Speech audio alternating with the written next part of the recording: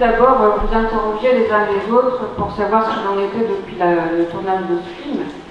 Et en premier, en fait, je vais interviewer quelqu'un qui n'était pas dans le film, M. Morando, mais peut-être vous pourrez nous dire, ainsi que votre collègue Jean-François Perrinier, sur la situation des huîtres aujourd'hui. Est-ce qu'elle a évolué depuis 2018 Est-ce qu'on en est toujours au même point Voilà. Très rapidement, avant de lancer le débat. Le film est très explicite et il a bien expliqué les choses telles qu'elles étaient à l'époque où il était tourné. Et depuis, je vais parler viticulture, bien que ce ne soit pas mon métier, les viticulteurs de Boyardville surtout ont une baisse de rendement cette année d'environ 60-70% par rapport à une année moyenne sur les bouchons de Boyard. Et alors, je ne sais pas si c'est fait de hasard, mais on n'a pas eu d'eau douce qui est arrivée en Charente. Alors, je ne dis pas que c'est ça, mais en tout cas, à chaque fois, j'ai connu qu'une fois dans ma carrière un été où il n'y avait pas d'eau douce et on a quand même eu de la pluie. J'en ai connu qu'un, il y a déjà quelques années, autrement à chaque fois, on a pu voir le lien qu'il pouvait y avoir entre le débit de la Charente et la pousse des mollusques.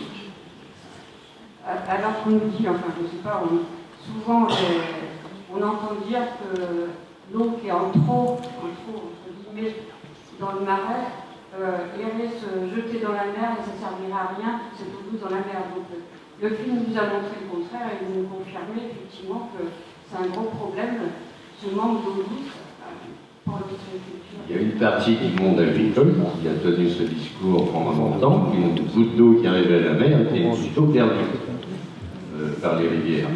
Bon, ça commence un peu à changer, mais bon, il y a encore du travail à faire. Mais de toute façon, ce qui est sûr, c'est que tout ce qui est stocké en eau, à terre, même à 100 km du rivage, un jour on l'a si le cycle de l'eau n'est pas rompu. Et alors donc là, bon, on voit bien depuis quelques années que le cycle de l'eau est rompu pour diverses raisons. Je ne veux pas accuser nos paysans qui nous nourrissent parce que bon, mine de rien, je crois que c'est dans cette salle qu'on avait parlé d'économie de marché pure et dure depuis une quarantaine d'années. Cette économie de marché a quand même favorisé une bonne partie de la population. Et là, on est rendu au bout d'un système, que ce soit pour l'eau ou pour l'énergie, parce que c'est très gai. Je crois qu'on a un signe qui ne peut pas tromper, c'est-à-dire que si on n'a pas d'eau qui coule dans les rivières, on n'a pas d'énergie hydroélectrique. Donc c'est très lié l'énergie et l'eau douce. Et puis je participe à la préfecture en tant qu'invité utilisateur, non pas d'eau douce, mais bon, du besoin d'eau douce. La préfecture, et depuis le mois de juin, le cri d'alarme est lancé à la fois par l'ARS pour la qualité de l'eau. Alors les paysans, bien sûr, ils en ont pas assez, ça je suis bien d'accord. Mais ce ne sont pas les seuls. L'eau potable est devenue un problème depuis quelques années. À 200 mètres sous terre, on a un carcique, on trouve des produits médicamenteux. Et alors par habitude, pour rentrer dans la norme, ce qu'on peut faire, c'est diluer avec de l'eau qui n'est pas contaminée. Seulement, il y en a plus d'eau qui n'est pas contaminée. Et là, ça devient un souci pour les fournisseurs d'eau potable. Voilà, en gros. Alors, cette année, pour l'ostréiculture, c'est pas comme la viticulture. La viticulture a eu vraiment des baisses de rendement faramineux. L'ostréiculture, beaucoup moins, parce que c'est pas le seul paramètre qui intervient sur la croissance. Bon, ça a été une année, on va dire, passable, mais on n'a pas eu une année de pousse exceptionnelle, loin de là. Donc après, on a un système économique où il y a le régulateur. S'il y a un manque de production, le prix augmente un peu, mais on sent bien qu'on est au bout d'un système. Et donc voilà ce que je peux vous dire pour nos productions conchylicoles du bassin de Charente-Maritime. Merci. Donc on va parler d'un Tu sujet. peux rajouter quelque chose Oh, bah. du coup, parce que tu nous avais sollicité tous les deux. Bon, le film il est très très bien. Moi je voudrais revenir sur. En fait, pour que tout le monde comprenne bien, quand on est conchyliculteur, on est apiculteur en fait. On ne travaille pas le sol, on ne donne pas à manger à nos animaux, on ne les soigne pas. Bon voilà, donc on est entièrement tributaire de la qualité du milieu marin et ça c'est bien dit dans le film. Je voudrais juste revenir sur le phytoplancton parce qu'on le présente comme essentiellement la source de nourriture, et c'est la vérité, de nos coquillages, mais c'est bien plus que ça le phytoplancton. Le phytoplancton, c'est la source de la vie sur Terre. C'est la première biomasse végétale de la planète qui produit plus de la moitié de l'oxygène. On l'a vu, l'océan absorbe 90% des effets cumulés de la hausse des températures. Et en plus de ça, bon, à la source des nuages qui vont nous ramener la pluie, et en plus de ça, la grosse masse du phytoplancton, nos coquillages, mais aussi les coraux et les algues calcaires sont composés de carbonate de calcium, c'est-à-dire que fait de l'océan le premier puits de carbone, et pas un puits de carbone anodin, parce que ce carbonate de calcium, au fil du temps, en sédimentant, va fabriquer du calcaire. En fait. Donc ce carbone-là, il est stocké à des échelles de temps géologiques. Ce qui n'est pas tout à fait le même cas quand on parle de puits de carbone à terre en plantant des arbres ou autres, parce que le jour où on va réutiliser l'arbre en le brûlant dans sa cheminée, par exemple, on retarde l'évacuation de ce rejet de carbone, mais on ne le stocke pas définitivement. Voilà ce que je voulais dire pour compléter. Par exemple, j'avais juste une petite réaction à ce qu'a dit mon ami Philippe, parce qu'on se connaît depuis longtemps. Je ne peux pas laisser passer, je corrige. C'est ceux qui posent problème à ce partage de l'eau et qui fait qu'à l'estuaire on a des difficultés, c'est pas les paysans, tu as parlé des paysans, c'est les exploitants. Et la nuance est de taille. C'est-à-dire qu'entre paysans et exploitants, c'est pas tout à fait le même métier. Il y a ceux qui exploitent et il y a ceux qui coopèrent avec l'homme. Donc voilà, je t'invite à cette subtilité de langage, et surtout, ceux qui posent problème, ce sont ceux qui utilisent l'eau pour l'irrigation. Et dire que c'est ceux-là qui nous nourrissent, ça voudrait dire que notre sécurité alimentaire repose sur 6% des agriculteurs. Parce que seulement 6% des agriculteurs ont accès à l'eau d'irrigation. Donc ça veut dire quand même que ces propos tenus par des ministres de l'agriculture, des ministres de l'écologie, des présidents de région, qui disent qu'il n'y a pas d'agriculture sans irrigation, sont des propos parfaitement méprisants, parfaitement insultants, parfaitement dégradants pour les 94% d'agriculteurs qui, eux, produisent en agriculture sans avoir recours à l'irrigation et qui, eux, sont des alliés d'une gestion cohérente de l'eau parce qu'ils ont besoin de conserver cette eau-là parce qu'ils n'ont pas recours à l'irrigation. Donc voilà, je voulais introduire cette nuance dès maintenant qu'il n'y ait pas d'amalgame entre exploitants et paysans et ceux qui sont les vrais alliés des activités en mer, dans ce qu'on appelle le lien terre-mer, et ceux qui en sont les vrais ennemis, parce qu'en vérité c'est des pompiers pyromanes, mais je pourrais développer si on m'en laisse l'occasion plus tard.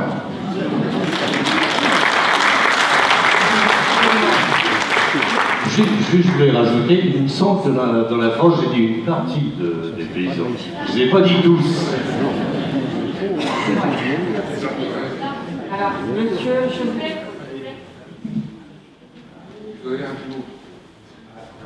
Benoît, si tu permets. Donc, moi, je suis aussi agriculteur biologique depuis 25 ans. Et en fait, j'utilise aussi de l'eau. Je suis aussi irrigant. Et je vais raconter un petit peu l'histoire, ça, j'espère, un petit peu plus équilibré, parce qu'il faut quand même essayer de trouver la voie médiane. Quand j'ai repris la ferme de mes parents en 97, mon père faisait comme le père de Benoît, ça faisait beaucoup de maïs irrigué. On n'utilisait pas 300 000 mètres cubes, mais 150 000.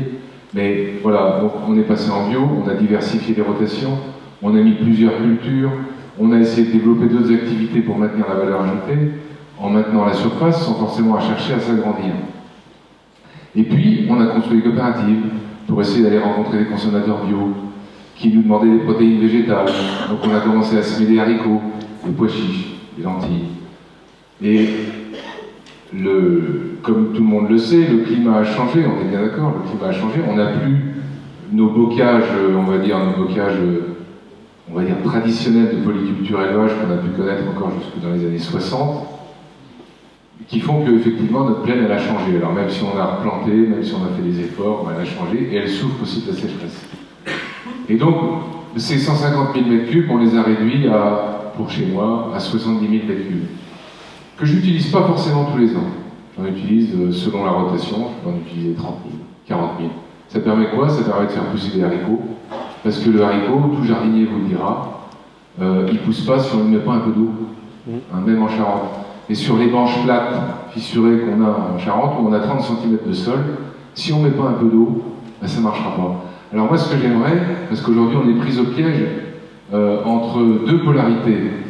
On a deux polarités qui s'affrontent, et puis c'est au tribunal que ça s'affronte. Et on ne construit pas d'alternative. Et moi, je voudrais dire que oui, on va avoir besoin, urgemment, si on veut arriver quand même à nourrir la population, de savoir créer des ouvrages hydrauliques. Alors je ne dis pas les bassines, parce qu'aujourd'hui vous l'avez, mais des ouvrages hydrauliques adaptés qui nous permettent de ne pas aller pomper dans le milieu en pleine saison de sécheresse, mais justement d'être capable donc de créer des espaces où on va avoir de l'eau qui sera quand même disponible pour faire pousser, parce qu'on en a besoin. Il y a 3 mois, j'étais au sud du Chili à visiter au nord du Chili, au milieu du Chili, visiter des petites fermes en agriculture biologique et biodynamique. Il y avait une jeune femme avec une petite ferme de 10 hectares d'avocats, des ruches, un peu des animaux, tout ça.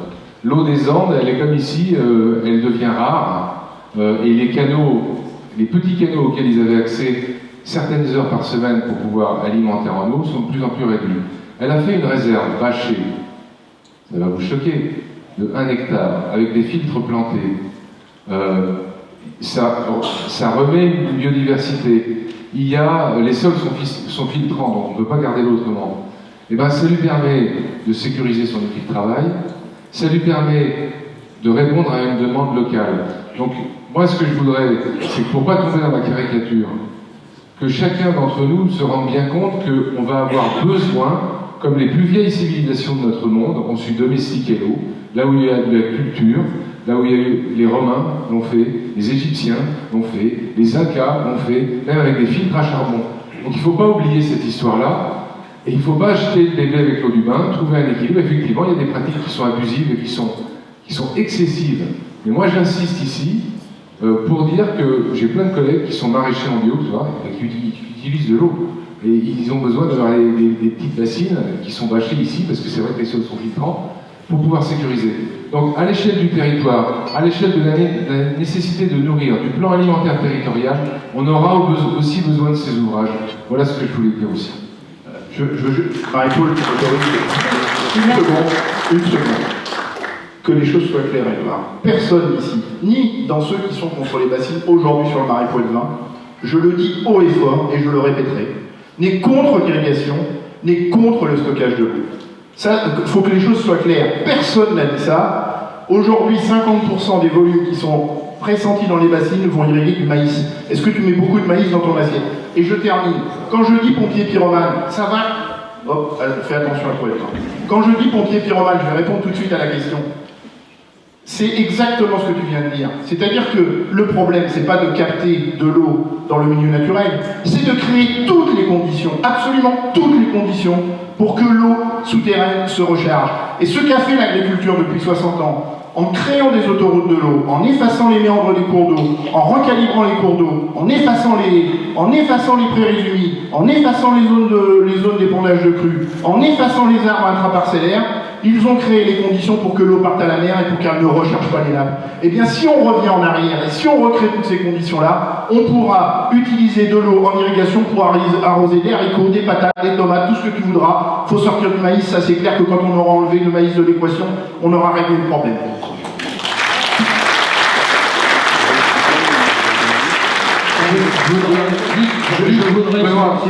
Je voudrais introduire quelques notions qui ne sont pas simplement des notions agricoles et de consommation d'eau ou d'utilisation abusive de l'eau. Je voudrais rappeler, et le film le montre assez bien, que nous avons besoin d'écosystèmes vivants. Ces écosystèmes vivants, ce sont des écosystèmes que certains d'entre nous ont bien connus. Les plaines d'Aunis avaient des formes bocagères, il n'y avait pas que des champs de céréales. Et il y avait des fonctionnalités qui étaient de purification, de stockage de l'eau, de la même façon que les marais. Les arbres participaient, la végétation naturelle participait également à ces stockages, restituait l'eau, et directement le milieu marin a besoin de ces arrivées d'eau. Elle a besoin de ces arrivées d'eau pour des dosages d'eau douce ou salée, parce que c'est comme ça, les êtres vivants, les mollusques, les crustacés, les poissons et différentes formes de vie littorales ont besoin de ce mélange aussi d'eau douce, mais elles ont besoin des nutriments qui sont apportés par les fleuves, et ces nutriments sont apportés ici par le lait, par la Sèvre Niortaise, par la Charente, par la Gironde, et on voit bien que quand ces écosystèmes sont affaiblis, non pas simplement par le réchauffement climatique qui a toujours bon dos pour les activités économiques, mais lorsqu'on diminue les arrivées d'eau, on voit qu'il y a des concentrations considérables de polluants, de contaminants, et donc on a le double effet, c'est-à-dire qu'on a beaucoup moins d'eau, et on a en plus des productions et des consommations de polluants qui sont toujours plus fortes. Je voudrais quand même rappeler que des plans comme Ecophyto, c'est un échec absolu, et que quand on veut bien aller voir les factures d'acquisition, les factures d'achat des polluants que sont les pesticides, les synthèses, etc., eh bien, ils sont en augmentation constante, malgré ce qu'on nous explique, c'est-à-dire des mesures beaucoup plus vertueuses qui ne sont absolument pas constatées aujourd'hui, au niveau de différentes... Moi j'ai eu la chance de présider le Césaire Nouvelle-Aquitaine. Alors j'étais le président de toutes les activités, donc on essaye dans la société civile de se parler, les agriculteurs parlent aux ostréiculteurs, et c'est à cette occasion-là qu'on a fait ce rapport sur l'eau. Mais qu'en reste-t-il aujourd'hui? C'est un rapport de 2018. Très franchement, aujourd'hui, la progression, la seule que je noterais correcte, c'est on a travaillé sur les pollutions bactériologiques, c'est-à-dire sur la qualité des eaux de baignade, qui est importante en matière touristique quand on est sur la zone littorale, puisque quand même on est un département qui vit notamment du tourisme, et je dirais que c'est bien peut-être la seule victoire, parce qu'il y a eu des traitements d'eau un peu différents, des suivis de l'eau, et aujourd'hui on a quand même peu de plages fermées pour des raisons bactériologiques. Mais à côté de tout ça, l'artificialisation qui facilite le ruissellement, qui devait être arrêtée ou qui devait être atténuée, continue à grands pas. Et la loi artificialisation qui devait sortir, qui est sortie, mais bon, qui a été amputée de beaucoup de choses, déjà fait l'objet aujourd'hui de modifications, notamment par le Sénat, qui revient avec des agriculteurs. Donc on voit ces eaux de ruissellement qui vont forcément augmenter. Et puis on voit aussi que les vasières littorales, c'est les vasières littorales nourricières, parce que si on a aussi la première production d'Europe de mollusques, que ce soit des huîtres, des moules, des coquilles Saint-Jacques, etc., c'est parce qu'on a ces vasières, on a ces sédimentations fines qui sont extrêmement riches, ce qu'on appelle le microphytobento, c'est-à-dire ces petites algues unicellulaires diatomées qui participent considérablement à la vie. C'est la production primaire. Et de la même façon, les eaux qui viennent de la Gironde forment le panache de la Gironde, qui monte très très loin au large, qui contourne les îles, qui va jusqu'à presque 100 000 nautiques, hein, c'est énorme, va participer à la vie des poissons, à la vie de tous les organismes.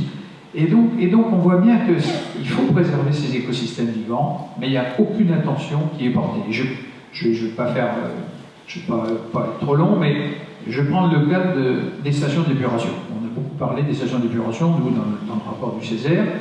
Que filtrent que traitent les stations d'épuration? Le bactériologique, les Escherichia coli, c'est-à-dire les bactéries qui peuvent nous faire attraper des coliques, etc. Quelques métaux lourds et les macrodéchets. Les hormones vont directement à la mer. Et les effets des hormones sur les populations, par exemple, de mollusques, peuvent être considérables. la petite pilule qui est consommée pour la contraception, qui est une avancée, je dirais, phénoménale, pour maîtriser, je dirais, eh bien, elle rentre, elle fait ses effets, produit ses effets, ensuite elle part, trivialement elle passe dans les toilettes, ensuite elle va à la station d'épuration, et ensuite elle repart sur la zone littorale, et on s'est aperçu sur des études, qui nous avaient été bien commentées par le professeur Pierre Lugal, qui est malheureusement décédé, que ça modifie le sexe ratio, c'est-à-dire la répartition entre les mâles et les femelles, pour certains mollusques, tant et si bien que là où la population vit bien avec, par exemple, 20% de mâles et 80% de femelles, si vous modifiez, que vous passez à 40% de mâles et 60% de femelles, vous avez un effondrement de la dynamique de population de ces mollusques. Donc il y a vraiment des effets considérables contre lesquels aujourd'hui on n'a pas commencé à lutter.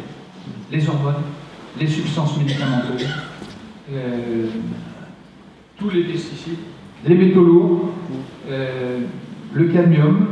Pourquoi ça s'est calmé? Parce que ça s'est dilué. Aujourd'hui, sur la Gironde, on en reçoit encore. Et donc, les stations d'épuration aujourd'hui ne méritent pas le nom de station d'épuration. En fait, elles ne filtrent pas grand-chose. On commence à se faire aux États-Unis avec des soies beaucoup plus fines. Mais bref, le bilan n'est quand même pas bon par rapport à notre rapport et au film quant je dirais, aux dégradations qui s'est produites. Oui, merci beaucoup d'avoir répondu. Et il y a aussi un point sur lequel on n'a pas été évoqué dans le film, mais qui serait intéressant d'évoquer là, c'est la pollution par les microplastiques, alors que les microplastiques viennent d'un peu partout. Oui, bonjour, je m'appelle Fabien Fort, je dirige un bureau d'études sur la recherche spécialisée sur l'impact des plastiques dans l'océan. Effectivement, en 2019, quand ce film a été réalisé, il n'y avait pas autant de publications que les publications qui existent aujourd'hui sur les microplastiques. Et effectivement, ça rajoute à ce que vous venez de dire, tout le risque lié au plastique, à l'usage des plastiques. On a parlé tout à l'heure de photosynthèse. Plus vous avez de plastique, moins il y a de photosynthèse. Donc c'est un risque aussi potentiel pour l'environnement. Alors, qu'est-ce qui se passe aujourd'hui? En tout cas, de ce qu'on peut alerter, c'est que moins on utilisera le plastique, mieux ça vaudra pour les générations futures. C'est-à-dire que, pourquoi? Parce qu'aujourd'hui, le plastique dans l'océan, dans les fleuves, ce sont des accumulateurs de polluants organiques persistants. Donc tout ce qu'on vous a parlé dans le film, on les retrouve sur ces plastiques et les accumule. Donc tout l'intérêt de se débarrasser du plastique inutile en mer est extrêmement important. Donc vous connaissez peut-être une des actions qu'on mène aujourd'hui, c'est les bacs à marée le long du littoral. Enlever le maximum de plastique le long du littoral, c'est dépolluer l'océan en quelque sorte. C'est des choses aussi importantes, mais savoir où sont les fuites, où viennent ces plastiques, c'est encore des choses extrêmement importantes ensemble. Et on se retrouve aujourd'hui avec des ostréiculteurs, des méthyliculteurs qui sont pris sur cette pression-là, la pression plastique. Eux-mêmes utilisent des plastiques, eux-mêmes essaient de trouver des solutions pour diminuer l'usage des plastiques ou trouver d'autres solutions. Mais le plastique est un problème. Le recyclage du plastique est un autre problème. Faire des plastiques pour les réutiliser avec beaucoup de polluants dessus, ça sert que finalement à empoisonner les nappes phréatiques. Donc ça, c'est un vrai souci. Donc voilà, le film n'en parlait pas beaucoup, c'est pour ça que je vous remercie de m'avoir invité, de parler un peu de plastique, je ne vais pas en parler trop longtemps, parce que je vais un peu plomber la bonne ambiance qu'il y a jusqu'à présent. Et je voudrais que ça reste toujours aussi sympathique, et puis je voudrais pouvoir quitter la salle. Mais c'est un vrai problème. Voilà. Donc, ça peut faire justement l'objet d'une suite de 5 ans après, où on en est de tout ce qui a été dit, de tout ce que ces hommes et femmes ont raconté. Qu'est-ce qui s'est passé 5 ans après? Et finalement, est-ce que ça a été pris en compte? Toutes ces remarques ont été faites, vous l'avez dit, hein, donc il y a des choses. Je pense que les objecteurs, moi j'ai eu l'occasion de travailler avec eux, je pense qu'ils y travaillent, ils ont bien conscience de ce qui se passe, ils ont bien conscience du péril qu'il y a. Le réchauffement climatique en est un, mais ce n'est pas le seul. La façon dont vous consommez, la façon dont vous utilisez le plastique est aussi un risque pour l'environnement.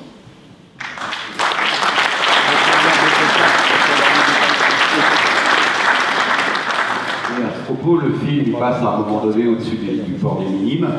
Et donc là, on pointe du doigt les gaz d'échappement, on pointe du doigt les peintures anti-fouling, on dit que ça s'arrange un peu, mais pas sur les gros cargos. On pourrait parler de quoi sont constituées les coques de 95% de la flotte de loisirs française, de résine époxy.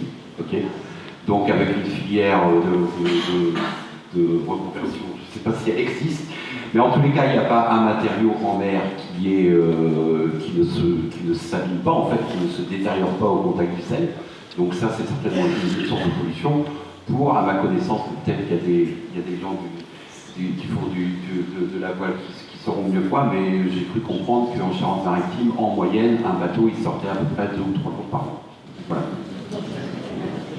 Et avant une dernière fois de passer la parole à Avant la moyenne de sortie des bateaux sur les minimes, où il y a effectivement environ maintenant 6 000 anneaux, la moyenne de sortie annuelle par bateau, c'est 8 heures. Ah, c'était très généreux. On parle bien de puissance financière énorme. Avant de passer la parole au public, je voulais interroger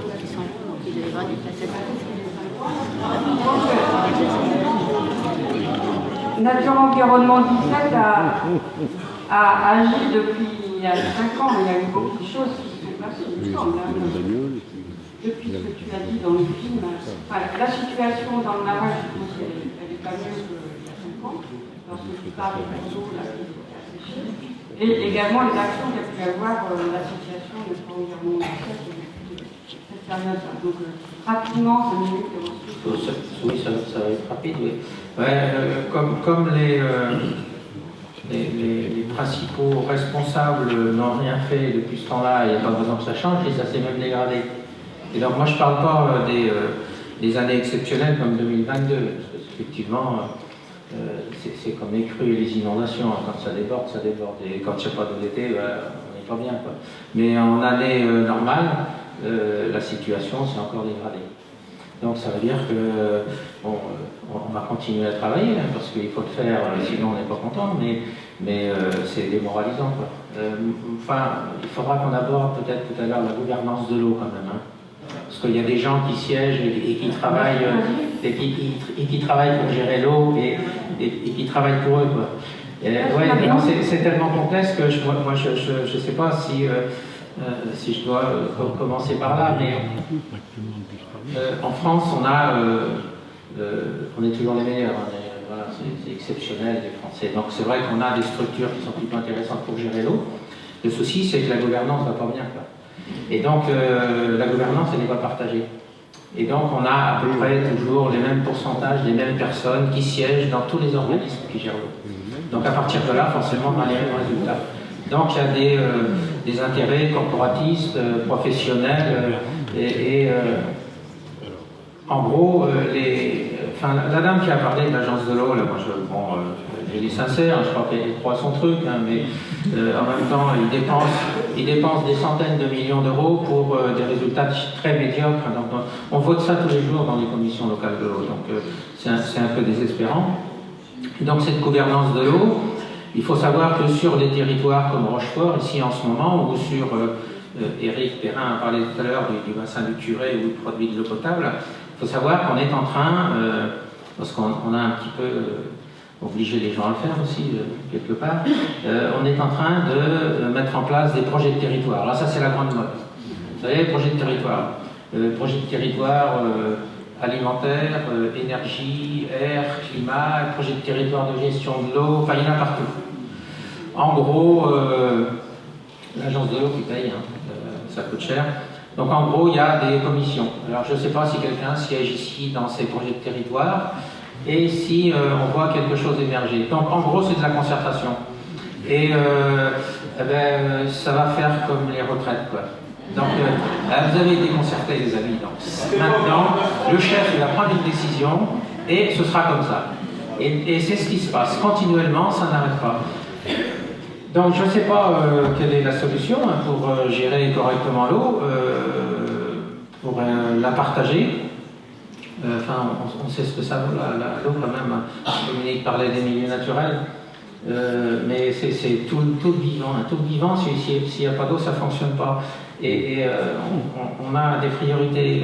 Enfin, nous, une de nos préoccupations en nature environnement lycéenne, c'est le respect du droit. Et donc c'est vrai que si on ne s'en sert pas, il meurt, hein, le droit. Mais le gouvernement en ce moment a tendance, quand le droit est mal utilisé, il ne plaît pas, il change.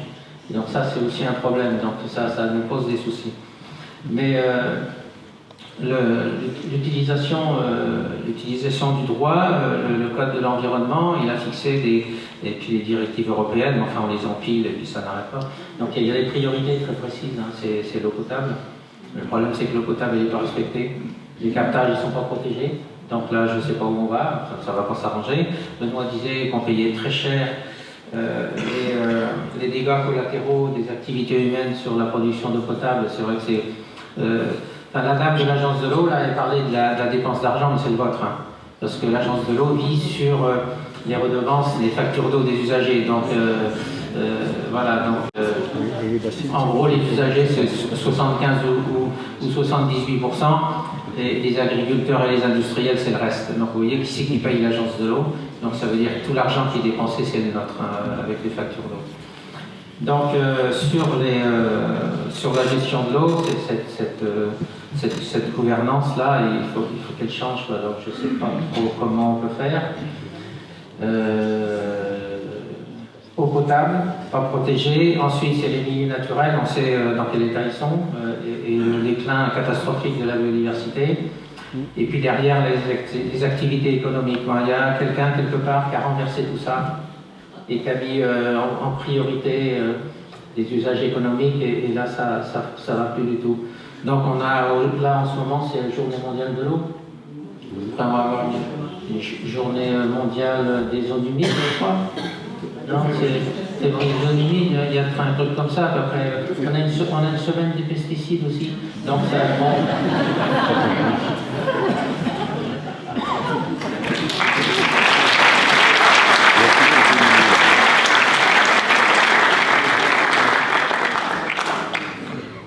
Non mais très rapidement, merci pour le film et merci pour la soirée. Je trouve juste, si je me permets, qu'il manque un aspect, mais monsieur l'a dit quand même, c'est que tout ça, derrière tout ça se cache des logiques, et c'est des logiques économiques, et que ce système il a un nom, c'est le capitalisme. Et si on caricature un petit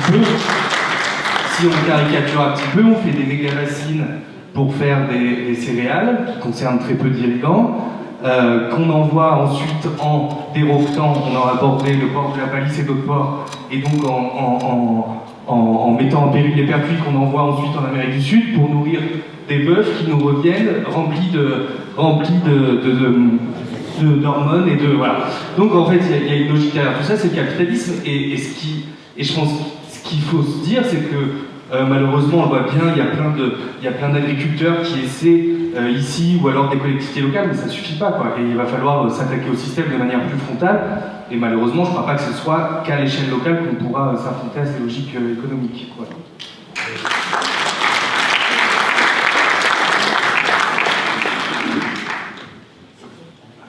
Alors, merci d'être là. Beaucoup d'expérience, beaucoup d'intelligence, beaucoup de compétences. Et monsieur vient de l'aborder, il me semble que l'on manque de colère élective. Pas de violence, mais de colère élective. Parce que là, je connais pas mal de personnes qui sont ici et dans la salle aussi. On se croise assez souvent dans des conférences entre initiés, entre gens qui se ressemblent étrangement dans la perception de l'avenir. Mais, lorsqu'on assiste au conseil, et ce sont nos élus, que ce soit un conseil municipal, intercommunal ou régional. Le dernier intercommunal, on a découvert le train de vie. Il y avait un maire, tout à fait respectable, qui a indiqué que dans sa commune, en 6 ans, on était passé de 0 passager à 18 000. Évidemment, il n'y avait pas de gare. Quand on a fait une gare, le besoin était là, les gens sont venus. Ça a discouru pendant 1h30 de l'arrivée du TER dans la région. Bravo, apprendre le métier à tisser et la roue. On réinvente tout ça. Donc je pense que cette colère élective doit pousser plus avant la science, vous en êtes, Benoît, les élus, sauf que sur le terrain, la colère, elle se met dans la rue, elle se fait violente. On le voit avec les bassines en ce moment. Je pense que c'est à nous de demander cette colère élective des élus réellement. Mais ça, on peut pousser à la roue. Dernier exemple, la semaine dernière, il y a eu une conférence organisée à Dampierre. J'ai appris avec stupéfaction, il y avait un délégué du Conservatoire du Littoral. C'est pas rien, c'était quelqu'un qui avait vraiment autorité dans les murs. C'était pas un gars qui était venu là. Il nous a présenté des slides de 2009. Alors déjà, je lui ai demandé si lui était accusé. Il m'a dit que oui, n'empêche que dans la conférence, les slides, c'était 2009. Il s'est passé pas mal de choses. Et la surprise, c'est que sur toute la façade atlantique, ils sont 12 au Conservatoire du Littoral pour gérer les problèmes de la Bretagne à la Pelote basque. Et en plus, presque heureux d'avoir trouvé une solution pérenne de financement pour les salaires de ces 12 personnes. Savez-vous combien ils sont payés? Par la taxe de francisation des bateaux. C'est-à-dire qu'on n'est pas foutu de payer ces gens-là qui sont assimilés fonctionnaires. Et alors maintenant, moi je reviens à La Rochelle, comme tous les Rochelais, je suis parisien, ça me permet d'avoir un recul sur les choses et de voir ce bijou, parce qu'en haut des deux tours, le monde n'existe pas. Et le port des minimes, ici on l'a évoqué de façon directe, comme jamais je ne l'ai entendu à La Rochelle. Là, l'accusation qu'on a portée sur les minimes, sur le port et sur l'activité portuaire, je n'ai jamais entendu ça. Les plages polluées, à Étré, tout le monde se baigne, elle est interdite, c'est pas indiqué. Je viens de me rendre compte qu'en partant de La Rochelle, moi on m'avait dit qu'il n'y avait pas de courant, que ça tournait comme ça en rond dans le port. Ah là, j'apprends que dedans il y a des courants dans la mer et que la pollution de La Rochelle, ça peut disséminer un peu partout. Je l'apprends aussi. Je pense que c'est à nous, collectivement, d'énerver un peu nos élus pour pas nous parler pendant des heures de l'arrivée du train, de dire simplement « Super, on a les budgets, on va vous faire des gares. Point, on passe à autre chose. » Et d'attaquer les choses comme vous, professionnels, vous l'attaquez de façon beaucoup plus directe. Sinon, ça va partir en sucette. La violence, ce sera dans la rue. Ça, c'est pas.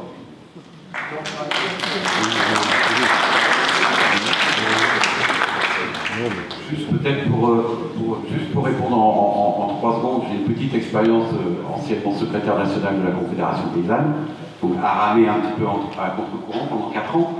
Donc 4 ans à militer à l'intérieur des ministères, 4 ans où j'ai vécu 4 ministres de l'Agriculture et 4 ministres de l'Environnement, avec un président de la République dont le dérèglement climatique et l'environnement, c'est une des priorités.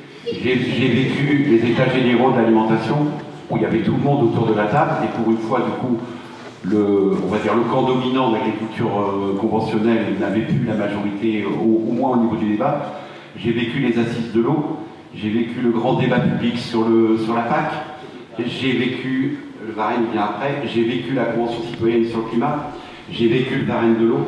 À chaque fois, toutes les grandes consultations ont montré, mais alors dans des proportions gigantesques, que tout le monde, toute la population réclame ce changement de paradigme et tout dont vous êtes tous sympathisants.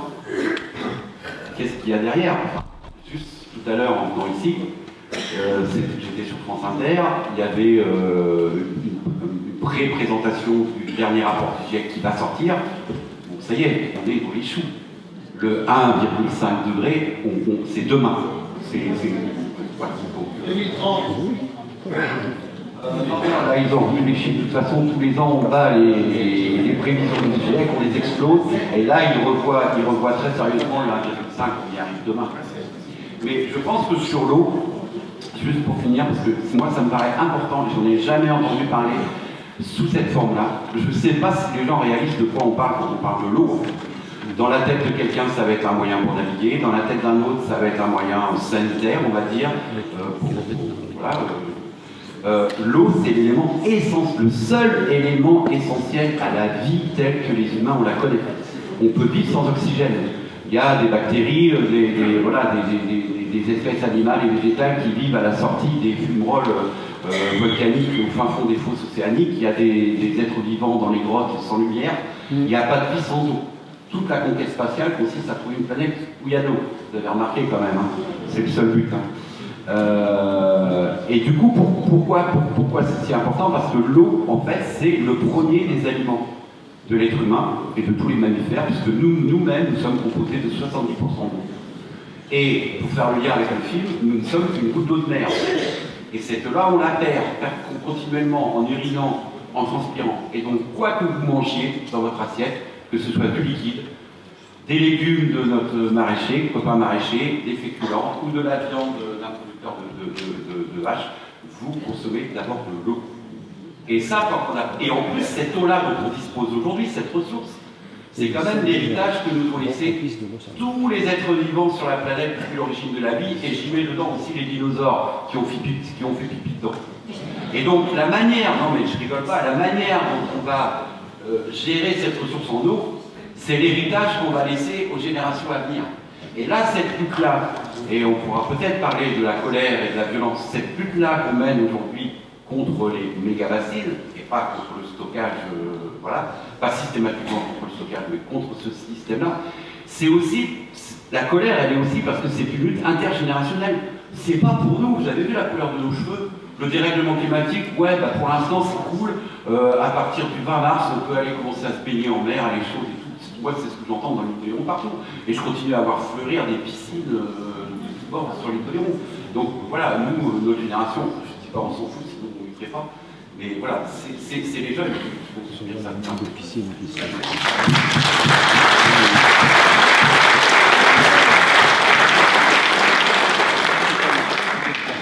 Je me permets de commencer par vous remercier. Vous avez raison. Je me présente, Patrick Duncan, ancien chercheur en CNRS, élu à Lyon. Et qu'est-ce qu'on a fait? Qu'est-ce qu'on a fait le mois dernier? On a échangé avec M. Rousseau, avec le député M. Plassard, en lui disant à peu près ce que vous avez dit. Il faut absolument appliquer maintenant les solutions qui sont décrites, que nous connaissons, en faisant quoi? En changeant la réglementation de l'eau. Il est impensable qu'on a deux paysans avec nous ce soir qui savent quoi faire et qui sont bloqués par la réglementation. Il faut absolument changer ça. La deuxième chose qu'il faut changer, c'est les subventions agricoles. Parce que si on ne fait pas ça,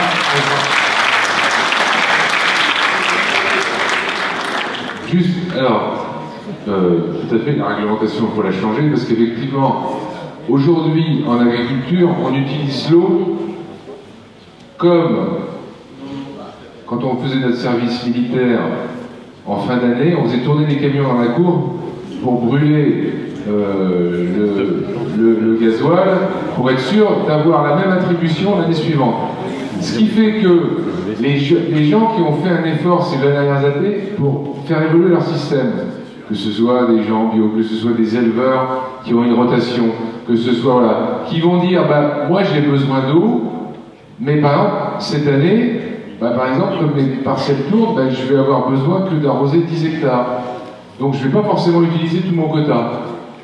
Et bah, l'année d'après, bah, j'ai besoin d'un petit peu plus.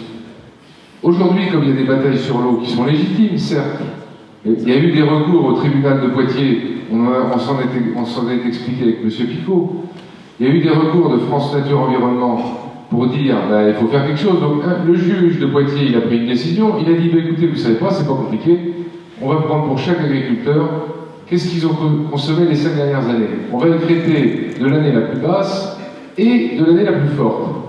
Ce qui fait que les gens qui consomment pas tout le temps, en fait, ben ils ont été traités de 30 à 70% de leur volume, alors que les autres qui pompent à donf tout le temps, ben ils ont toujours le même quota.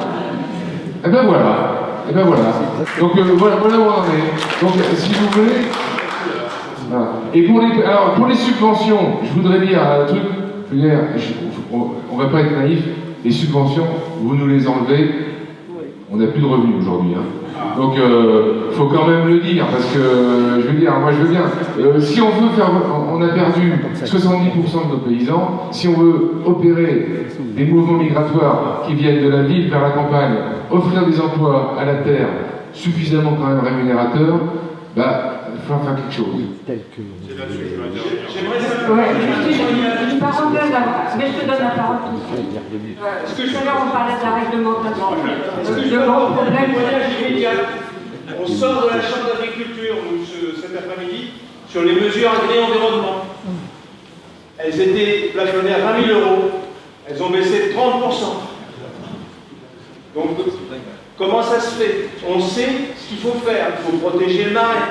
Il faut protéger les zones humides. Ça a été dit plusieurs fois dans le film. On fait exactement le contraire. Je ne vais pas lancer de loi sur la modification de la PAC actuelle, la nouvelle PAC. C'est une catastrophe. Donc, les mesures agri-environnement qui sont là pour protéger de façon directe les huîtres et les moules, on les baisse. On va tuer un peu plus les éleveurs. Édouard, tu as moins d'eau. Nous, on n'en a plus dans nos fossés pour abreuver nos vaches. Ou alors elle est pourrie et il y a des années, on n'a que des femelles. Des autres années, on n'a que des mâles dans nos pots. Est-ce normal? On le sait tout ça. On fait quoi maintenant? Est-ce qu'on demande un nouveau 49.3? Ou est-ce que aller manifester dans la rue ou aller faire des franchisages volontaires? Moi j'ai passé l'âge. Ça n'a rien donné, on a des OGM partout. Donc on en est à un stade où on se fait engueuler de Nature Environnement 17 pour avoir gagné quelque chose qui était illégal. Édouard, tu viens de nous dire qu'il ne fallait pas condamner le volume d'eau prélevé par les gros irrigants. Tout est dit. Ce qu'ils ont fait, c'est des dossiers falsifiés. Les irrigants, avec la protection de la préfecture, ont déposé des dossiers falsifiés. La direction régionale de l'agriculture et de la forêt, sur les nouvelles mesures agri-environnement, fait des dossiers falsifiés. On avance comment avec une administration qui est pourrie? Voilà. Merci.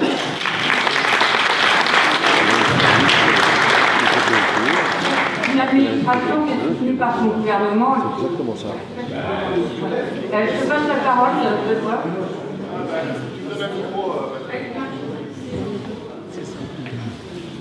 Oui, je voulais réagir par rapport à ce que tu disais, Patrick. Effectivement, il ne m'écoute pas, Patrick, il est déjà parti dans ses pensées. Tu as raison, il y a deux enjeux. Il y a la réglementation et il y a les politiques publiques. Édouard vient de le dire, les agriculteurs sans aide publique, ils ne s'en sortent pas. Pire, c'est que si demain il n'y a plus d'aide publique, ça veut dire que la seule condition de revenu des agriculteurs dépend de la cotation des cours des céréales à Chicago. C'est-à-dire si on est extrêmement vulnérable.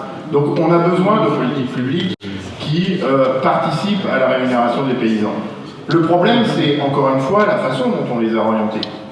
Et on sort d'une négociation de la PAC à laquelle j'ai contribué, je suis un élu en colère pourtant. Mon problème, moi, quand on vote au Parlement européen, c'est que je siège dans un groupe où on fait que 10% des voix. Donc là, je me tourne vers vous tous, c'est-à-dire, mais non, mais Alexis, je ne déconne pas là.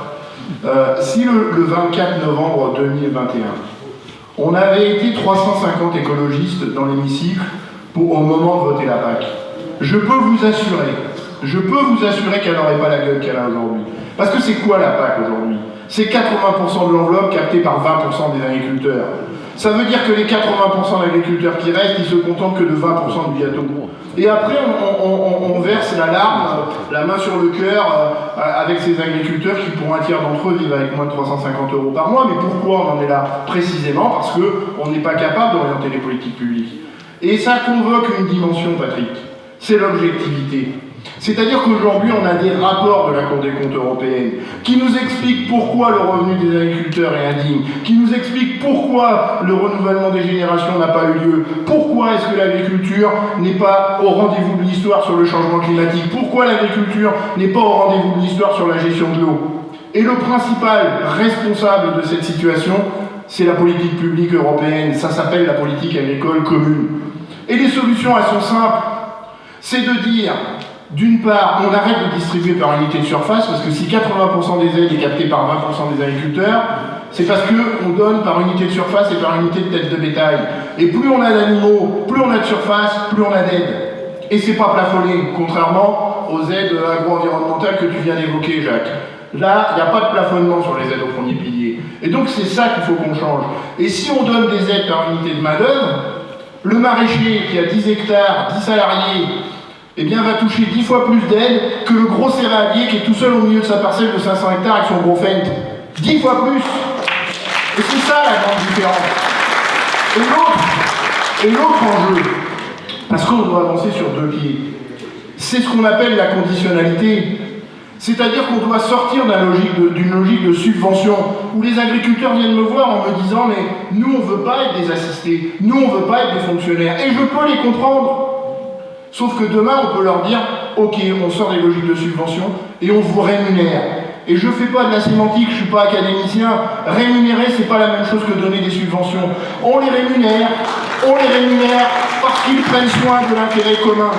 Et on conditionne des pratiques respectueuses du climat, qui s'attaquent frontalement au changement climatique. On rémunère des pratiques qui prennent soin de la biodiversité. On rémunère des pratiques qui prennent soin de notre santé. Et ça passe par le bon état des milieux aquatiques. C'est-à-dire qu'on l'a dit tout à l'heure, mais les milieux aquatiques, c'est central. Le code de l'environnement dit priorité 1, eau potable, priorité 2, bon état des milieux aquatiques. Et c'est pas pour satisfaire des écolos barbus chevelus, 68 ans attardés, qui ont des cheveux un peu trop longs, une grosse moustache et une boucle d'oreille. C'est pas pour ça. C'est parce que les milieux aquatiques sont fondamentaux pour recharger les nappes en profondeur, pour qu'on puisse irriguer les légumes dont tu parlais, Edouard, tout à l'heure, pour que l'eau potable soit de bonne qualité pour tous, sans condition. Et si les milieux aquatiques sont en bon état, effectivement, on aura de l'eau disponible pour l'eau économique. Donc, c'est ça l'idée, c'est de rémunérer ces gens-là. Et mon discours est très clair avec mes collègues agriculteurs qui disent « tu nous emmerdes, tu fais de l'ingérence », parce que c'est ça qu'ils me disent. Tu fais de l'ingérence dans nos choix d'entreprise, parce qu'on est des chefs d'entreprise. Alors déjà, quand on est chef d'entreprise et que ça marche pas bien, dans tous les autres secteurs d'activité, les chefs d'entreprise, ils s'interrogent de pourquoi ça va pas bien, et ils sont rarement dans des explications où c'est toujours la faute des autres si ça va pas bien. Eux, c'est jamais de leur faute, c'est toujours des problèmes conjoncturels. Ça, c'est le premier sujet. Le deuxième sujet, c'est que je leur dis, puisque vous êtes des chefs d'entreprise et que vous faites des choix d'entreprise, vous voulez continuer d'utiliser des pesticides, vous voulez continuer d'utiliser des engrais de synthèse, vous voulez élever des animaux dans des situations concentrationnaires, c'est votre choix d'entreprise.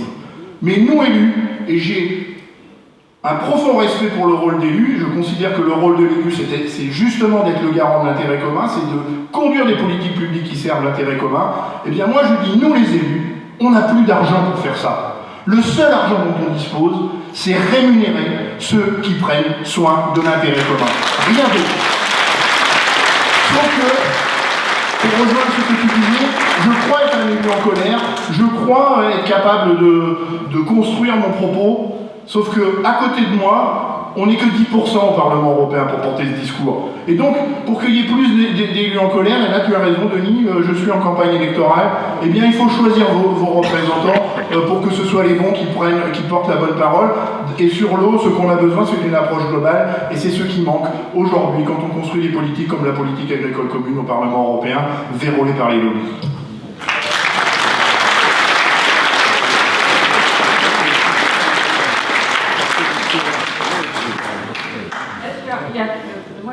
J'en ai un autre gros mensonge, c'est le mensonge de la substitution. On va faire un petit peu d'étymologie. Substituare en latin, sub ça veut dire en dessous, submarine, submergé, stituare ça veut dire situé. Substituer, au sens étymologique du terme, ça veut dire situé en dessous. Donc c'est là ce qu'on dit, rendre les sols vivants pour que l'eau pénètre et aille jusqu'à la nappe phréatique. Dans un usage plus moderne, le substitut de la République, un produit substitut aux drogues, on remplace quelque chose par autre chose, mais l'équivalent. Mais là, il n'y a pas de remplacement d'équivalent. On sort un volume, là, on n'a pas parlé des volumes. On est sur des surfaces de, en moyenne, 10 hectares, 10 mètres de tirant d'eau, on approche les 1 million de mètres cubes. D'accord ? Ce million de mètres cubes qui va être sorti, soi-disant, c'est ça leur idée de la substitution, soi-disant en hiver quand il y a trop d'eau. Enfin, on est tous là en Charente-Maritime depuis 2019, des hivers à trop d'eau, il n'y en a pas eu beaucoup, il y en a eu un crois que ça devait être 2020 ou 2021, où on est sorti de l'hiver. La Charente-Maritime, c'était une mer intérieure d'eau douce. Ah bah oui, on est sorti de l'hiver. Fin avril, on avait déjà les premiers arrêtés préfectoraux de restriction en 2021. Je vais vous dire le temps qu'il faut. Donc voilà, mais là, ce volume d'eau qu'on a sorti en hiver avec des dérogations, on le sort, on le met en plein air, à l'évaporation, aux pollutions. Il faut maintenir de l'eau dans la piscine pour que le liner reste en place. Tout ça, ça mijote pendant tout l'été. À la fin, on a des cyanobactéries. Mais tout ça, ça veut dire que pendant tout l'été, ces gens-là qui ont rempli avec une nappe vide, mais avec dérogation, vont pouvoir arroser. Et leurs voisins, pour peu qu'il ait eu son quota diminué, et pour peu que ce soit un nouvel installé qui arrive et qui n'a pas droit d'eau, lui, eh ben, il va subir les restrictions. Donc là, il y a une vraie distorsion de concurrence. On va parler économie de marché, d'une part. Moi, je dis, et on n'en est pas loin, qu'il va y avoir très rapidement une spéculation foncière sur le foncier irrigable, c'est-à-dire raccordable d'eau à une bassine de substitution. C'est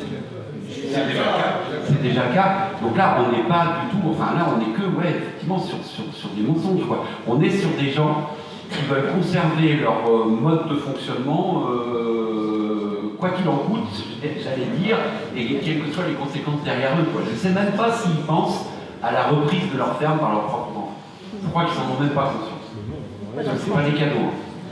Ça ne sera pas des cadeaux dans les années à venir, ce style de ferme. Après, pour reprendre, puisque tu l'as un peu abordé, Benoît, sur l'histoire de comment on peut faire pour faire changer les choses, ben, oui, il y a un déni de démocratie, et il y a des dénis de démocratie énormes à l'intérieur de la profession agricole. Vous avez l'air de vous chavailler en disant que Christiane Lambert, c'est pas la ministre de l'Agriculture. Non, mais je te contredis. Quels que soient les gouvernements en place, leur couleur politique, qu'elles soient de gauche, du centre ou de droite, celui qui dicte la feuille de route du ministre de l'Agriculture en France depuis la sortie de la guerre, c'est le président de la FLSEA. La représentation agricole en France n'est confiée qu'à la FLSEA. S'ils ont honte d'inviter un syndicat, ils vont faire autrement. Ils vont inviter les chambres d'agriculture. Mais on sait très bien que, vu le système de vote, on va bientôt rentrer dans une année d'élection, vu comment le système de vote fonctionne au niveau de la représentation syndicale, de toute façon, il va falloir des centaines d'années pour renverser la vapeur. On a juste peut-être une chance à jouer. Le modèle conventionnel, tu l'as dit, un mec tout seul, il gère ses 300-400 hectares de terre. Le modèle de l'agriculture paysanne porté par la CONF, on revendique déjà le million de paysans. Donc en nombre, sur nos exploitations, on a plus de main-d'œuvre. Donc plus de votants potentiels. Sauf qu'on se retrouve devant le cas de figure du contexte agricole actuel, où il y a 50% des paysans qui vont partir à la retraite dans 10 ans. Ça, c'est un des aspects. C'est pas à 5 ans du départ à la retraite que vous allez changer fondamentalement votre modèle agricole. Déjà, la conversion en bio, c'est 3 ans. Et puis, on voit bien que la bio traverse quand même une petite crise qui n'est peut-être pas si minime que ça. Et ceux qui s'installent sur le modèle de l'agriculture paysanne, sont à 60% non issus du milieu agricole. Alors jeunes, pas jeunes, hein, notamment suite au Covid, des gens qui ont déjà de la bouteille, qui ont des sous et qui veulent changer de vie, etc. Mais ces gens-là, ils ne connaissent pas le fonctionnement du monde agricole. Ces gens-là, ils ne connaissent pas le rôle du monde agricole. Ces gens-là, notamment les jeunes qui arrivent, ne sont pas dans l'optique d'aller voter. La profession agricole, elle est dans la même situation que la société civile en général. On tourne sur des votes avec 60-70% d'abstention. Donc ça, c'est compliqué de changer, de penser pouvoir changer par le changement des générations le modèle de l'intérieur. Il y a une vraie cogestion État-FLSEA qui est historique.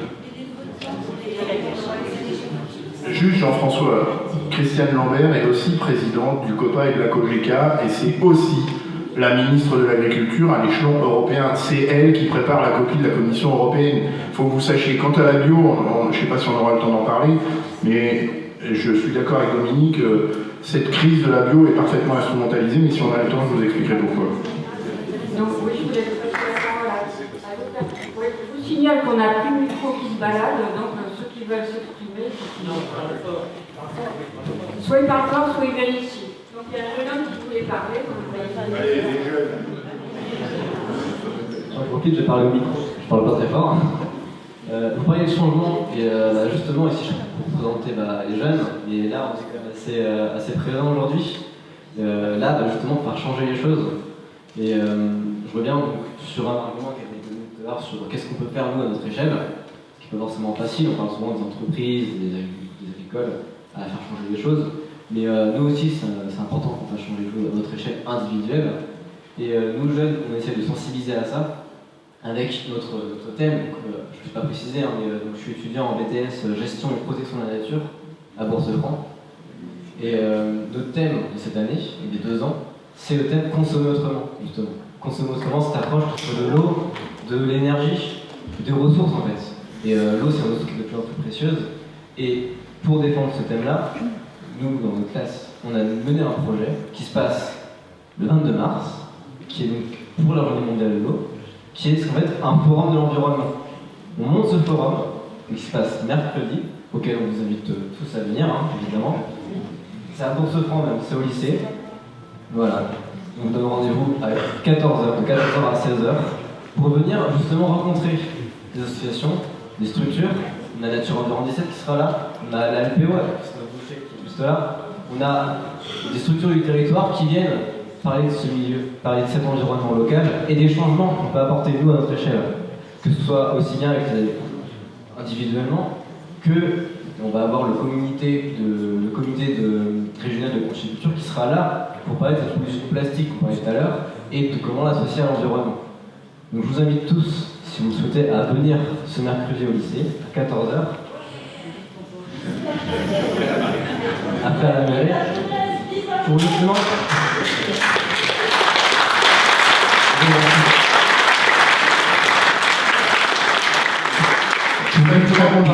Très bon lycée, le lycée de la mer à Bourse-de-France, tu chercheras pourquoi je dis ça. Et j'en profite pour saluer aussi les enseignants qui vous accompagnent sur le... Voilà. Il y en a d'autres là. Vas-y, continue. Oui, en plus, il a à noter que le lycée de la mer, qui est d'origine auto-école, a ouvert très récemment cette filière environnement dont je fais partie. Je vais être le premier sorti en juin de cette filière environnement. Et qui marque, on essaie avec cet événement, marque de plus en plus cet aspect environnement sur le territoire. Et donc ce forum qu'on organise, c'est la première édition. Il y en aura plusieurs après, et ce sera vraiment un événement environnement super intéressant et super riche pour le territoire.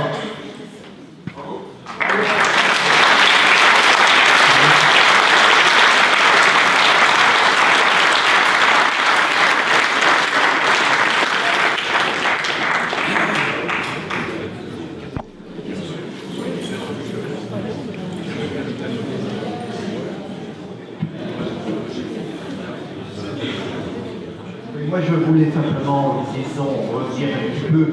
C'était une conférence qui s'était faite à Bordeaux en l'an 2010, justement sur l'agriculture paysanne et l'agriculture industrielle. Disons, je vais faire bref, parce que la conclusion, c'était celui qui gagne de l'argent, en définitive, par son travail, c'est la petite exploitation familiale. Les autres, ce sont qui vivent simplement de subventions. Donc ça a été clair, c'était net, ça c'était en 2010, vous voyez, depuis ça n'a pas beaucoup changé. Et je reviendrai aussi sur le problème du bio. Tout à l'heure, on parle, oui c'est vrai que le bio est un peu en perte de vitesse en ce moment, parce que les gens, dit-on, ont un petit peu moins d'argent. Mais ce qu'il y a, c'est que le bio, quand on dit qu'il est plus cher que l'agriculture intensive, en définitive c'est faux, parce que quand quelqu'un fait du bio, eh bien il a toutes les charges à sa charge. Tandis que celui qui est dans le monde industriel, eh bien toutes les charges reviennent sur la communauté. C'est-à-dire qu'il ne dépollue pas son terrain, il pompe de l'eau sans la payer, enfin ou très peu, je sais pas, quelques centimes, voilà. Donc il y a, disons, toute la biodiversité de sa propriété n'existe plus. Donc il n'a plus rien. Si on lui faisait payer, en définitive, de remettre tout ça en place, de ne pas planter des haies avec, disons, l'argent du public, mais planter des haies avec son propre fric, de planter des arbres avec son propre argent, il est beaucoup plus cher que le bio. Et en même temps, je dirais que pour que les gens achètent du bio, et bien aussi pour que peut-être qu'ils aient des salaires qui leur permettent de bien se nourrir aussi. Merci.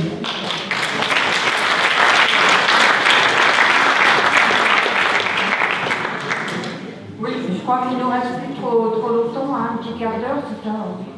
Ouais, voilà, donc 2-3 interventions.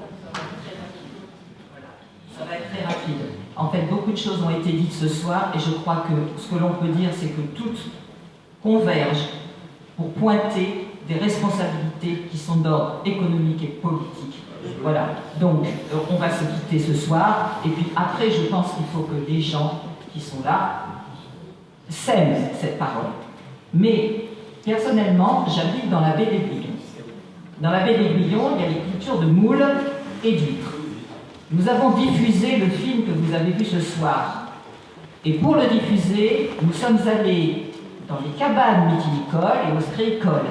Nous avons donné à ces gens qui travaillent sur les huîtres et sur les moules et qui voient les catastrophes que l'eau polluée et rare fait sur leur culture, nous leur avons donné des invitations. Personne ne s'est déplacé. Alors j'aimerais savoir, monsieur Morando, excusez-moi, puisque vous êtes président de la Chambre franchilicole, comment se fait-il que les personnes qui sont les plus impactées, puisqu'ils ne savent même pas s'ils vont pouvoir transmettre leur travail, leur outil de travail, la nourriture qu'ils fournissent à la population, ils savent quels sont les responsables. Comment se fait-il que ces gens-là ne se déplacent pas, ne se mobilisent pas, parce que nous leur avons parlé des bassines, nous leur avons parlé de tout ce contre quoi il faut se battre. Comment se fait-il que ces gens-là ne se bougent pas? C'est tout. Il y a Gérald qui peut parler. Oui, alors on a la chance d'avoir Gérald Berthiaud, qui est l'ancien président de la Cour. J'ai dû connaître 6 présidents de comité régional, dont un qui arrive qui a fait 2 mandats.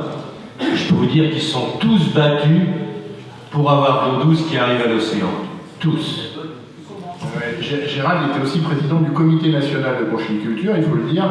Et juste avant qu'il témoigne, ça a été un de mes plus fidèles alliés, pour rassurer madame, au comité de bassin à Dour-Garonne pour défendre la ressource en eau avec les éléments et les axes de défense que j'ai défendus ce soir. Donc voilà, merci Gérald d'être venu ce soir. Alors, je ne voulais pas intervenir, franchement, mais là, madame, je ne peux pas laisser passer l'occasion. Je ne peux pas laisser passer l'occasion parce que, comme vient de dire Philippe Morando, ça fait 40 ans qu'on se bat pour l'eau. Des manifestations à la préfecture, on en a fait plein. Des manifestations dans les agences de l'eau, on en a fait plein. Quand on parle de la gouvernance, c'est très intéressant.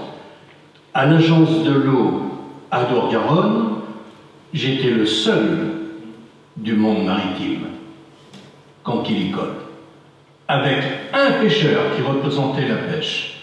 Devant nous, c'était les postes qui nous étaient octroyés.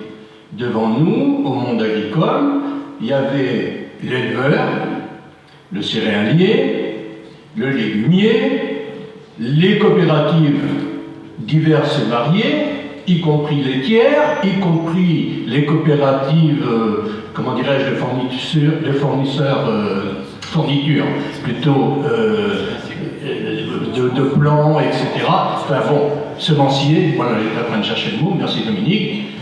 On avait 25 postes de l'agriculture. Donc heureusement, il y avait ce que j'appelle la société civile pour aider le pauvre ostréiculteur qui prenait la parole et qui criait au charbon, mais tous on s'est battus pour ça. Tous, les uns après les autres.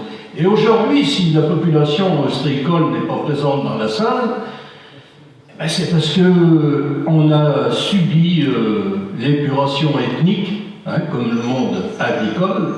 C'est parce que moi, quand j'ai commencé à travailler avec mes parents, on était 5000 entreprises. Puis aujourd'hui, on n'est plus qu'1 000. Avec des difficultés qui sont propres à chaque sorte d'exploitation, et qu'arriver à mobiliser les gens, on n'a plus de contact entre nous, parce que sur le port de ma commune, où on était 110 exploitants conchylicoles, Mais aujourd'hui, on n'est plus que 15. Et dans les 15, il y en a 5 qui sont en retraite, en début de retraite. Voilà. Donc, en définitive, il n'y en a plus que 10. Et les échanges ne se font plus comme avant. Quand on était les uns à côté des autres, le matin avant de partir à la marée, il y avait des discussions qui étaient assez virulentes. Ce que j'appelle, oui, et des discussions citoyennes. Là, je pense qu'avec les événements qui se font aujourd'hui en France, seraient animés pas mal les cabanes. Parce que le maire, le curé, le pasteur, la gauche, la droite, le centre, le président de la République, tout le monde était sujet à conversation. Ben, ces conversations, elles ne se font plus. Parce qu'il y en a un qui est là-bas, l'autre qui est 1 kilomètre plus loin, et que la marée elle attend, et qu'on n'a plus le temps de discuter. Voilà, c'est ça le problème. Alors on discute comme ça dans les salles. Mais demain, il y a la marée, il y a les gars qui vont partir à 5h ou à 6h, les autres qui vont courir les routes de France et de Navarre pour aller vendre leurs petites huîtres. Eh ben, au bout d'un moment, vous ne pouvez pas être partout. C'est ça. Voilà. Donc la gestion de l'eau, plein de choses intéressantes ont été dites ici, même peut-être de façon superficielle, parce que si on prenait chaque thème, on pourrait aller plus en avant. J'oserais dire, pour dédramatiser la situation, si on n'a plus d'eau, plantons de la vigne, quoi. On aura notre chagrin dans le vin, quoi. Hein. Et pour faire la vigne, il faut de l'eau. Hein. Et comme tu as si bien dit, Jean-François, l'eau, c'est la base de tout. L'eau, c'est la vie. C'est le grand slogan de l'Agence de l'eau. L'eau, c'est la vie. Et en plus, c'est un bien commun. Et le bien commun, aujourd'hui, on a oublié tout ça. On a oublié, comme beaucoup de choses qu'on a oubliées. Vous rentrez chez vous tout à l'heure, tous, moi le premier, on va appuyer sur le bouton pour avoir de la lumière. On va se laver les mains, on va tourner le robinet, ça coule à profusion. Voilà, on a oublié tout ça. La dame qui a vécu en Afrique a sait ce que c'est que le partage de l'eau. Dans certains pays d'Asie, on échange facilement un bol de nourriture pour un bol d'eau. La douche, eh ben c'est pareil. Il y a certains coins, la douche, elle n'est pas 3 fois par jour, à profusion. Plein de choses comme ça. Notre système de vie ces dernières années a fait qu'on a puisé les ressources naturelles sans rien compter. Parce que c'était à profusion. Ben aujourd'hui, je pense que cette profusion, on arrive à des limites, certaines limites. Alors peut-être par rapport à notre système de vie, peut-être à l'augmentation de la population, il y a plein de choses qui rentrent en compte. Quand on parle de la gestion de l'eau, ben ça fait 40 ans que tous on s'implique sur la gestion de l'eau, partout, à tous les niveaux. N'empêche que c'est la carence de nos institutions publiques, parce que c'est que du vent qui a été fait là-dedans. Quand on parle des zones humides, les zones naturelles qui sont le réceptacle des bassins versants, qu'on a transformés, on a transformé ces havres de paix et d'épanouissement de tout l'équilibre de la nature pour en faire des terres céréalières. Tellement bien que dans nos marais littoraux, les marais littoraux avec l'océan, c'est le principe de la balance. L'eau dans le marais littoraux, il est à ce niveau, l'océan est à ce niveau, tout se passe bien, pas de problème. À marée basse, on a la résurgence de l'eau douce dans le milieu salé, ça draine les sels minéraux. Les sels minéraux sont nécessaires à l'épanouissement du plancton, du phytoplancton, de l'équilibre des différentes espèces qu'il y a dans le milieu marin. Sauf que quand on assèche ces marais littoraux, eh ben c'est le contraire. L'infiltration, elle se fait sans inverse, tellement bien. Mon épouse avait un oncle qui avait des vaches dans un marais doux, ben, il ne pouvait plus les faire boire avec l'eau du marais d'Où, parce qu'elle était tellement saumâtre qu'il fallait qu'il amène de l'eau douce. Voilà, donc on a caché toutes ces choses-là, hein, et puis, comme je dis, c'est la carence des politiques publiques qui a fait qu'on en est arrivé à ça, hein, parce qu'on parlait tout à l'heure d'un marais là, qui a fait le buzz dans le film. Quand on pense qu'on est en train d'économiser l'eau, là, en ce moment, on se pose la question quand même, un peu plus grave, peut-être encore. Eh bien, les 2 semaines qu'on vient de passer, cette eau, elle est partie une hauteur de 1,50 m dans la Suède. Le vidange, par pompage. Hein? Alors, à l'agence de l'eau, les grands échanges qu'on a eus avec le monde agricole, sans faire le procès du monde agricole, parce que si le monde maritime, à un moment donné, aurait eu l'opportunité de faire ce que le monde, de se conduire comme le monde agricole l'a fait, on l'aurait fait. On aurait fait tout pareil. Si on avait eu des amendements à apporter dans le milieu salé, on aurait fait tout pareil. Donc je ne fais pas le procès de l'agriculture, d'une certaine agriculture, mais d'une autre qui a été conditionnée, oui. Du coup, j'ai mangé le fil de conversation. Voilà, c'est pour vous dire quoi. Tout ça, ça a un nom. Ça a un nom, c'est la carence des politiques publiques. Point.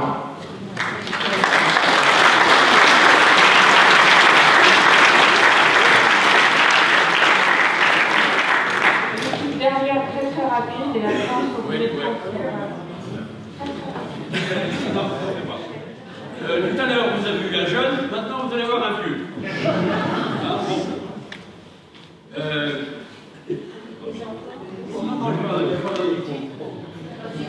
Est-ce que parmi vous, il y en a qui ont encore, ou qui pourraient avoir encore, le goût de l'eau naturelle? Oui. Le goût de l'eau naturelle? Oui. Qui l'a connu? Bon, quelques-uns. Mais regardez la proportion. Moi, je l'ai connu. Oui, non, l'eau d'un puits. J'ai connu l'eau naturelle. Il y avait 2 liquides dans ma vie, d'enfant et d'adolescent, et 15 ans. C'était l'eau du puits. J'ai toujours bu l'eau du puits naturelle, j'ai jamais été malade. L'autre liquide, c'était le lait. D'accord? Tout ça a disparu. Je vais vous dire où j'ai vécu. Tout le monde connaît le nom. Prague. Vous connaissez tous le nom. C'est là où il y a eu ces affreuses histoires de crimes. D'accord? Dans cette commune, petite commune, 1500 habitants à peu près, dans mon enfance, il y avait 4 mares. J'ai pêché du poisson dans la mare. Vous vous rendez compte? On n'entend pas. Vous n'entendez pas? Ça suffit avec ça. C'est finir.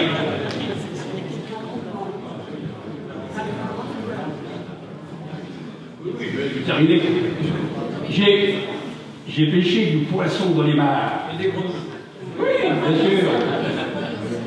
Oh, je peux vous raconter une histoire de grenouilles. Bon, attendez. C'est fini. Ce que je voudrais vous dire par là, c'est qu'on a assisté à une évolution sociale, géosociale et de la société vers ce que je dis carrément une urbanisation. Cette urbanisation a été le fait de la construction d'un empire qui s'appelle l'empire néolibéral. J'ai échappé, heureusement, à la condition de paysan parce que c'était pas drôle ce qui m'attendait, et j'ai fait la carrière universitaire. Je suis historien. Une des révélations que je peux vous faire, l'empire néolibéral que vous avez vu naître depuis 1960 à peu près, historiquement, depuis avant les Aztèques, avant les Incas, tous les empires se sont écroulés. Voilà, bonne chance, bon courage.